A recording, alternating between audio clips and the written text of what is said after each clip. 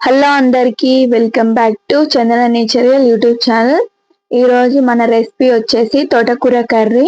Health కి అంత మంచిది, టేస్ట్ అయితే చాలా బాగుంటుంది. మేమైతే 20 రూపీస్కి అయితే తోటకూర అయితే తీసుకొచ్చాం. మనం ఈ విధంగా కట్ చేసుకున్నాక కొంచెం సాల్ట్ అయితే వేసుకొని ఒక 3 టైమ్స్ అయితే బాగా వాష్ చేసుకోవాలి. తోటకూర అనేది ఈ విధంగా అయితే మనం 3 టైమ్స్ అయితే బాగా వాష్ చేసుకోవాలి.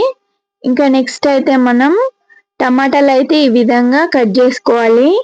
ఇంకా నెక్స్ట్ అయితే ఆనియన్స్, మనం తోటకూర వేసిన తర్వాత ఆనియన్స్ టమాటాలు అయితే వేసుకోవాలి. నెక్స్ట్ అయితే కొంచెం చింతపండు, కొంచెం పసుపు, తగినంత కారం వేసుకొని పొయ్యి మీద అయితే పెట్టుకోవాలి. ఇంకా నెక్స్ట్ అయితే ఉడికిన తర్వాత మనం ఒక పప్పు గుత్తి తీసుకొని ఈ విధంగా మ్యాష్ చేసుకోవాలి. దాంట్లో ఉన్న వాటర్ అన్ని సపరేట్ చేసుకోవాలి.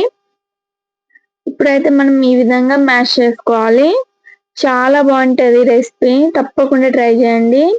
ఇంకా నెక్స్ట్ అయితే మనం కొంచెం రాళ్ళుప్పు అయితే వేసుకొని ఈ విధంగా అయితే రుబ్బుకోవాలి. ఇంకా నెక్స్ట్ అయితే ఒక ప్యాన్ పెట్టుకొని ఒక 3 స్పూన్స్ ఆయిల్ అయితే వేసుకొని మనం పోపు దినుసులు అయితే వేసుకోవాలి. నెక్స్ట్ అయితే చిన్నులపాయలు దంచుకోవాలి. తర్వాత ఆనియన్స్, పచ్చిమిర్చి, ఎండుమిర్చి వేసుకొని ఈ విధంగా అయితే ఫ్రై చేసుకోవాలి. ఇప్పుడైతే మనం కొంచెం కళ్యామాకు అయితే వేసుకోవాలి. ఈ విధంగా అయితే మనం ఫ్రై చేసుకోవాలి. ఇప్పుడైతే మనం ఈ పోపు అంతా ఈ కర్రీలో అయితే వేసుకోవాలి.